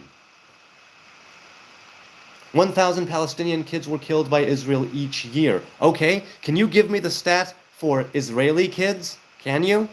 I'd love to know. Give me the same stat for Israeli kids. And the only reason why less Israeli children are dying and have died is because we actually have a government that tries to protect us and does not use us as human shields for propaganda. Hamas and the terrorist organizations glorify every civilian casualty. They seek to maximize civilian casualties to use them, right, as propaganda tools for the useful idiots in the West and the East. And to blame Israel when it's them who put them in the firing line. It's Hamas who uses schools and mosques and hospitals as headquarters, as munition depots, as training areas, whatever it is. They do it knowingly, they do it purposefully, they do it with full intent. They know exactly what they are doing. They're not idiots. They know that when Israel does eventually attack, they can go, oh, but what about the children? It's like, Hamas, maybe don't put the children there. Maybe don't put bombs in schools. Maybe don't put munitions in a mosque. Maybe don't use a hospital as headquarters. Maybe. You can't cry, oh, but the Geneva Convention, no, but the rules and engagement of war. No, you can't do that, because as soon as you put military personnel, military munitions, military training and headquarters in a mosque or a school or a hospital, they are no longer protected. And you, Hamas, made that happen of your own accord. You weren't driven into those places by the might of Israel. No, you chose to put it in the civilian population. You chose to integrate yourselves into the civilian population, knowing full well that doing that will maximize civilian casualty. That's what they want. That's literally what they want. And this has been proven time and time and time again. Sigma says, why do you pick Judaism over Christianity? Because Christianity uses Jesus as a god, and I'm not a Christian because I don't believe that a man can be a god. Other than your parents teaching you that it's correct, because Christianity teaches that there was an Old Testament, and I stick to that ancient testament, because in that Old Testament it says that even when you break the testament will not be broken. Even when you turn away from the covenant will not be broken. That's why. So much historical evidence of Jesus performing miracles. Yes, Jesus definitely could have been performing miracles. He was a great scholar and a sage, a potential prophet, a potential king, all of that. That has zero to do with him being a god. I'm willing to accept the fact that he was a great guy, a righteous guy, a sage, a prophet, a king, a scholar, a miracle worker. That means absolutely nothing about him being a god. Literally zero, and that's where I draw the line. I don't mind if you say that he was born of a virgin. I don't mind if you say that he was resurrected. I don't mind if you say that he ascended. I mind if you say he is God in the flesh. That's where I draw the line. That's why I'm not a Christian. That's it. You have the Iron Dome, says Patrick. Yes, we do, because we actually took care. We did not say, there are enemies, let's kill them all so we'll have peace. No, we said, maybe stupidly, let's not attack all of our enemies and kill them all. Let's just make a system that will allow us to live in relative peace and shoot things out of the sky. Any other country in the world would go on the offense and seek to, what would be the word? Neutralize the threat. But we, for some maybe stupid, maybe genius reason, decided, no, we actually have this thing called sanctity of life, which the murderous death cults do not. They don't care about their own lives, they don't care about the population's lives, they don't care about Israelis' lives, nothing. They don't care. All they want is death. All they care about is death. They glorify it and they revel in blood. That's what they do. That's what they have shown time and time again. I'm not pulling this out of my ass. We have the Iron Dome because we actually care about innocent lives. That's why we have the Iron Dome. Because the Iron Dome is an anti-missile, anti-rocket system. If we truly wanted to neutralize the threat, we would go on the offense. But we don't. For some maybe stupid, maybe genius reason, we don't. Because we actually care. And we understand that there are literally non-combatant innocent lives that would be lost.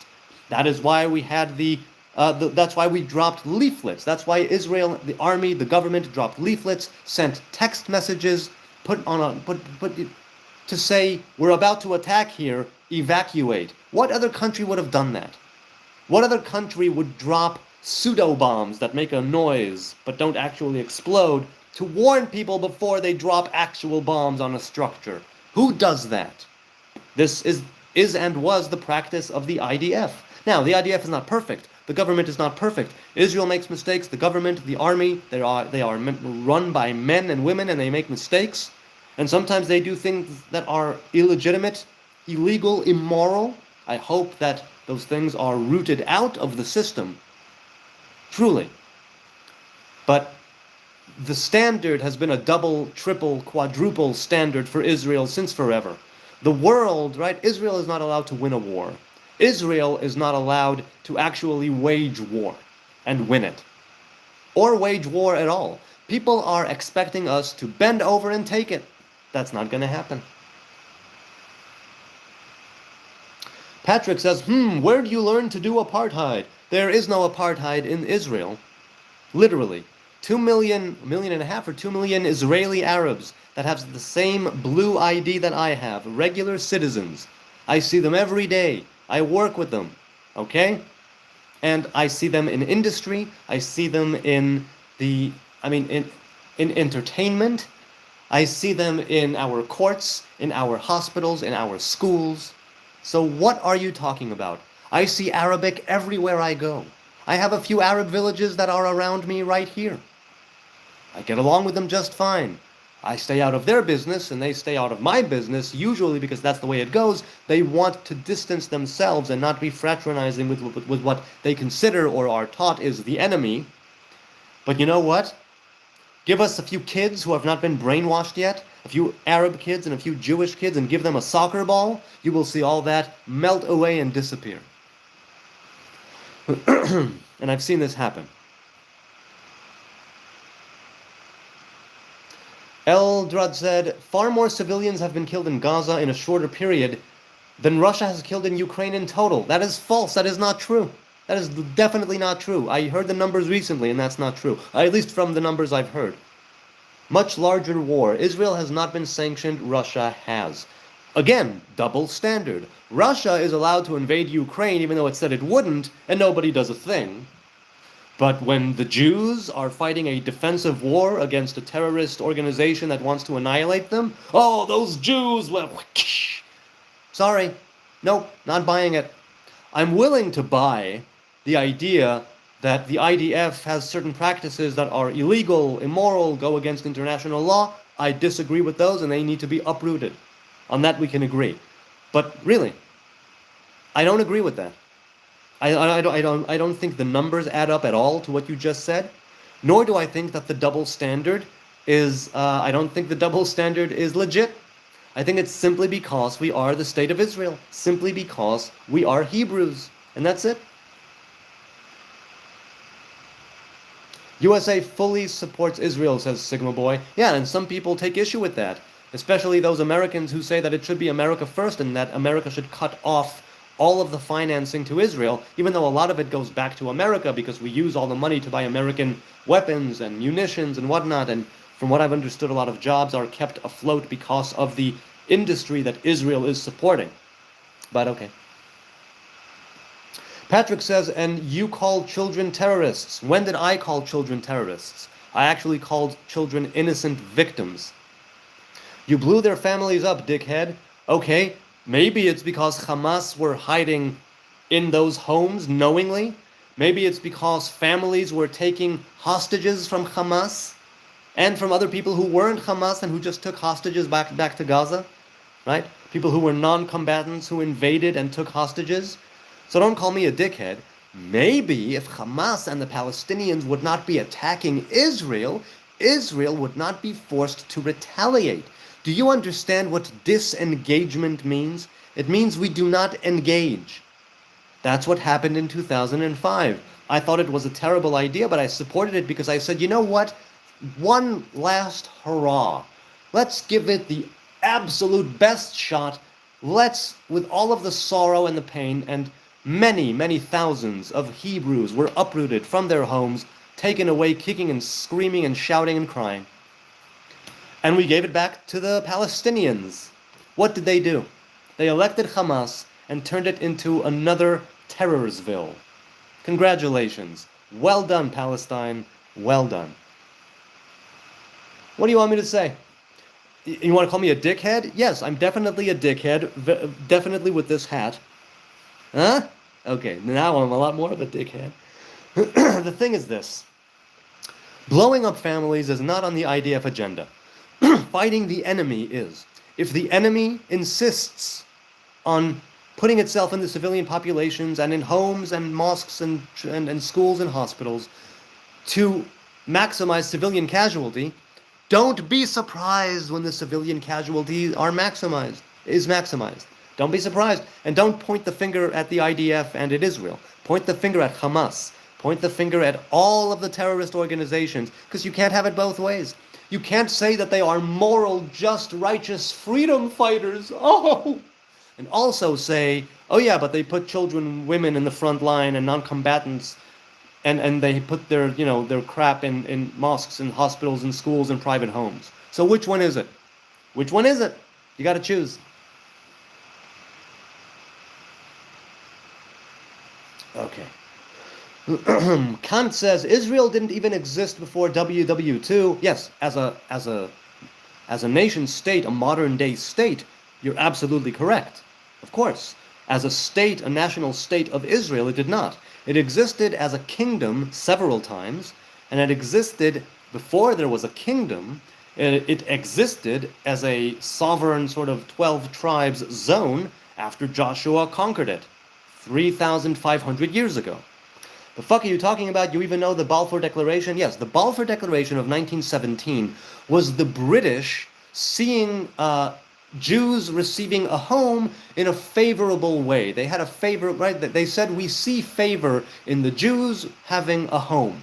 That was the basic Balfour Declaration. You guys don't even have the slightest Middle Eastern DNA. Again, that doesn't matter in the least. If I converted this morning, I'm part of the Hebrew tribes. The Hebrew tribes have the Hebrew land.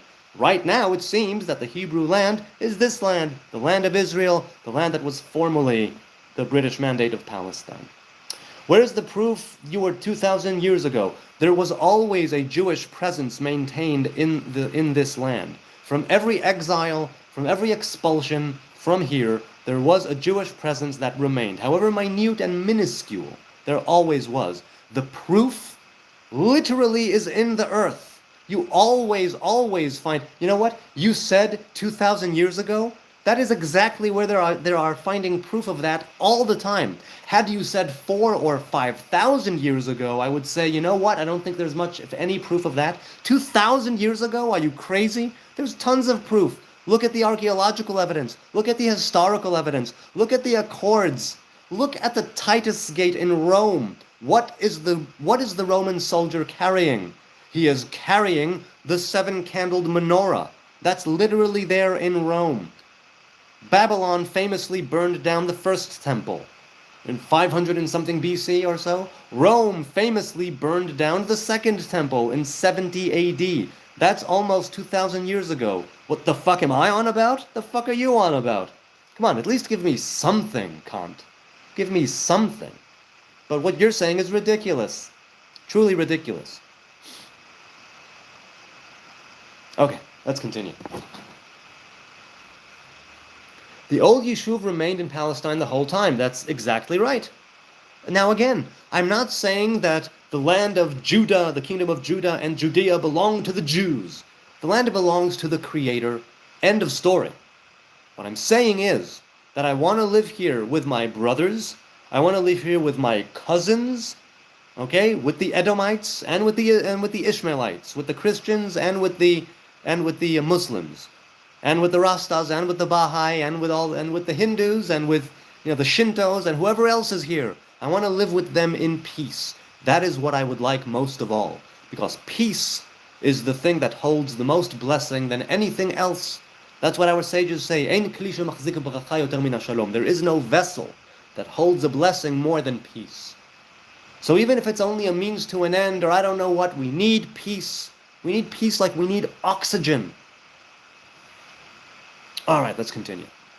It's almost an hour. It's almost 2 hours in. So you know what? I think I'm going to say goodbye, at least soon. But for now, I'll just say thank you. Thank you, guys. I'm not saying goodbye yet, but I will soon, I think. Your time, your kind and gentle and wonderful and lovely attention. Thank you, the likes, the subs, the views, the trolls, the haters, the lovers, the donators who donated. It's lovely. And I thank you. Iron sharpens iron, right? I'm here to converse. I'm here to have a dialogue. I am glad to be having it. I thank you for your engagement. I don't take it for granted, you taking time out of your day, out of your night, your afternoon, your busy life, to, right, those watching now, those watching later, to listen to me rant and rave and blah, blah, blah. I hope it was of some value, of some entertainment, and I do wish to continue. Let's continue now. Who was the first Jewish person, says Kevin. Well, what do you mean? Do you mean Jew, as in Jewish from the kingdom of Judah? Do you mean Jew as in someone who lived in Judea? Do you mean the first person who was of the tribe of Yehuda, of Judah, which was Judah, son of Jacob? Or do you mean the first Hebrew man? Who do you mean? How do you mean? I'm not sure what you mean. If you can clarify, that could be pretty cool. You can tell you're Jewish, says Buster Hyman. Hi, Buster. Let's continue.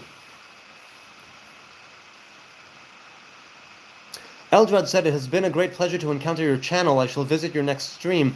May you have a great and blessed day. Also, perhaps make a Discord as a forum for discussion. I never had a Discord. I don't know. Maybe I should. Maybe I shouldn't. I have no idea. Maybe sometime. But I thank you for the civil discourse, Eldrad. I do. It has been a pleasure talking to you. Truly. Let's continue. Shahid said, hi Shahid, as an Iranian, I have become convinced that 95% of people around the world have understood why we are hostile towards the Israeli regime. Now see, you say the regime. You don't say the Israeli population or the Jews. It's like, okay, I can understand why people are against the Israeli government. I can understand that. I do. I understand. I don't think they have the proper scope of all of the history, nor do I, of course, have a proper scope of all the history. But I think when you discuss the state, land, people of Israel, you need to decide what time frame are you discussing? What is the lens through which you are looking? The last 20 years? The last 200 years? The last 2,000 years? The last 5,000 years? Because things change. If you look at it 20 years ago, you see one thing. 200 years ago, you see a different thing. 2,000 years ago, you see a totally different thing. The temple was still around 2,000 years ago. It was in very bad shape, but it was still around. So I definitely see why people are hostile towards the Israeli regime. It's also the trendy thing to do. People want to feel that they are moral. People want to virtue signal. People want to think that they are themselves on the right side of history. They want to think that they are doing the right thing, that they are good people leading a good life and supporting a righteous cause. And right now, unfortunately for Israel, people are thinking that automatically from the onset, the righteous cause is Palestine. That's it. And to support Israel is to be a bigot. To support Israel is to be hateful. To support Israel is to be insane. To support Israel is to support a Nazi, apartheid, colonialist settler regime, even though Israel is none of those things by any means and by any actual objective, or by any other measure. By any objective measure. See? Starting to... Oh! Super Chat is here. Hang on. Boop. Thank you, CV. I had a great conversation earlier. Thank you for that. Hey, and I thank you. All the donations go to charity, so by all means, if you want to give super chats, super thanks, super stickers, watch an ad, and it will all go to charity. And I will be as transparent as I can about that when the first payment is made. On that note, I will say goodbye. I deeply appreciate it. It has been such a wonderful conversation this evening. God willing, I will see you again tomorrow. Hebrew Nazarite across the board. I'm on X, I'm on TikTok, I'm on Instagram, and on Facebook. I don't post much there. I've been posting a bit on TikTok recently, but regardless, I love the DMs, so hit me up in the DMs, I love engaging in the DMs, and if I didn't get to your chat, please leave a comment. The chat is moving very fast all the time. I don't get to everything. Whatever hateful, spiteful, insulting thing you want to say, leave a comment. Whatever loving, supporting, encouraging thing you want to say, leave a comment. If you have a question about the Nazarite vow, not that I'm a maven or an authority, but if you have a question on Judaism, the way I perceive it, Torah, the way I perceive it, the Nazarite vow, the way I perceive it, by all means, leave a comment. I address every single comment that is addressed to me. So by all means, do that, and I will get to it sooner than later. So far, I promise. So, be blessed, be a blessing, be the light in other people's lives. It has been such an honor, a privilege, a pleasure to engage with you this evening from Jerusalem. I don't take it for granted. It's such a marvelous thing, a wondrous thing, truly, that I can sit here with a cup of tea, have a civil, usually a civil discourse, a lively discussion. We are here simply to, get some things out in the open. No judgment, and hopefully no hate, hopefully no malevolence. And as for the spammers and the trolls, let them be, I say. Let the spammers spam, let the trollers troll. Until tomorrow, good night from Jerusalem. Thank you so much. This has been lovely.